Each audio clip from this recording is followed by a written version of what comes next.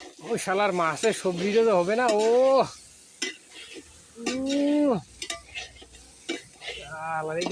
কষা কষা খাওয়া গেলে তার ভালো লাগলে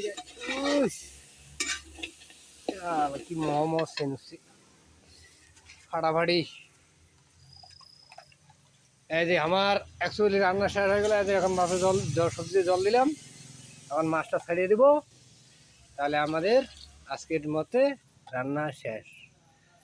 এই যে এক হাঁটু জল, 150 পানি। এই যে মাছের কালিয়া, মাছের ডাল, মাছের চচ্চড়ি। এই যে 9টা মাংসের 3টে পিস, ঠিক আছে না? উইলে ভাগ করি খামো। এই যে 9টা মাংসের 3টে পিস। কেমন লাগিল ভিডিওখান কমেন্ট করবেন। ভিডিও যদি ভালো লাগে লাইক কমেন্ট শেয়ার করবেন, ঠিক আছে? এই যে আজকের পদ্ধতি, মানে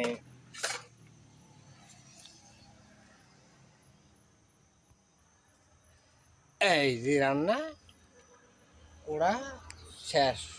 এই যে রান্না করা শেষ, এখন জলটা ফুটবে, নামাই দেবো, বাস।